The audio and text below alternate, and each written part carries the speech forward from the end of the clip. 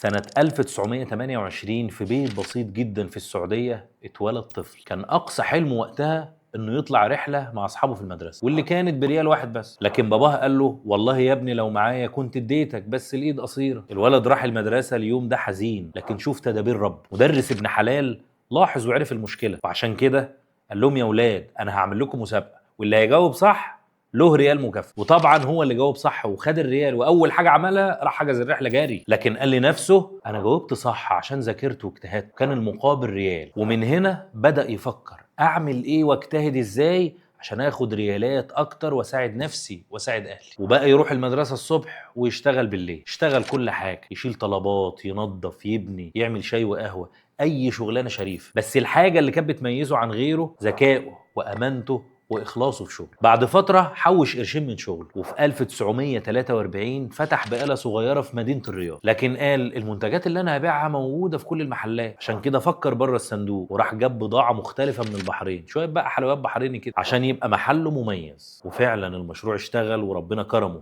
لكن يا فرحه ما تم، سنه 1945 اضطر يبيع المحل عشان يسدد تكاليف جوازه ويبدأ حياة جديدة. اشتغل بعدها في الصرافة، وبعد فترة الشغل كبر ودخل هو واخواته في مجال العقارات والتجارة، لحد ما أسس أكبر بنك إسلامي في الشرق الأوسط. بس ما وقفش عند هنا، دخل الصناعات الغذائية وأطلق مشاريع ضخمة وفر بيها آلاف فرص العمل، وبقى مش مليونير، ملياردير. ومع النجاح ده أسس جمعيات خيرية ومؤسسات تصرف على تعليم وعلى صحة ومحتاجين ويتامى من غير دعاية ولا شو. وقبل ما يموت عمل حاجة صدمت الكل: وزع ثروته كلها على أولاده وعلى المؤسسات الخيرية، وصفر حسابه في البنك، وقال جملة تلخص حياته كلها: أنا أحب أقابل ربنا فقير في الدنيا عشان يغنيني في الآخر. وفي يوم 27 يونيو 2017 توفي رجل الأعمال السعودي سليمان عبد العزيز الركحي عن عمر 97 سنة. مات وساب وراه قصة تدرس، مش في البيزنس بس، في الحياة كمان.